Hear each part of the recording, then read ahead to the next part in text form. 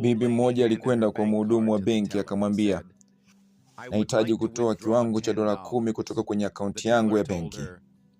Mhudumu wa benki akamwambia, ili kuweza kutoa kiwango cha chini ya $100, unahitaji kutumia njia ya ATM. Bibi akamuuliza, lakini ni kwa nini? Mhudumu wa benki kwa hasira alimrudishia kadi na akamwambia, tafadhali, hizi ni sheria zimekwisha wekwa, unaweza kuondoka ili kuwapisha wateja wengine waliosimama nyuma yako. Bibi alikaa kimya kwa muda na baadaye sekunde chache akamrudia tena mhudumu wa benki akamwambia, naomba nisaidia kutoa kiwango chote cha fedha nilichonacho kwenye akaunti yangu. Mhudumu wa benki alishtuka sana baada ya kuona kiwango cha fedha alichokuwa nacho bibi huyu kwenye akaunti yake. Kwa heshima akarudi na kumwambia, bibi, una kiwango cha $300,000 kwenye akaunti yako ya benki, ambapo hata benki yetu kwa sasa hicho kiwango haina. Vipi, tunaweza tukafanya appointment siku ya kesho? Bibi akamwambia, ni kiwango gani cha fedha ninaweza kutoa kwa wakati huu?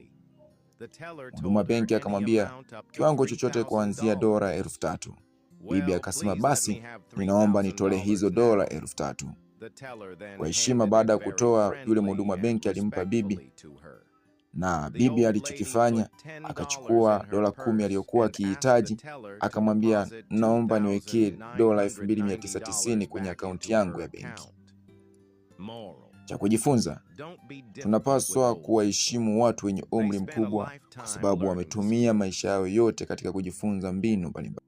Ili kuendelea kujipatia tafsiri mbalimbali zilizotolewa katika lugha tofauti kwenda katika lugha ya Kiswahili, tafadhali usisahau kulike, kucomment, kushare na kunifollow ili uendelee kuwa wa kwanza kupata mauzuri yaliyotafsiriwa katika lugha ya Kiswahili yatakayokuhamasisha na kuzidi kukujenga zaidi.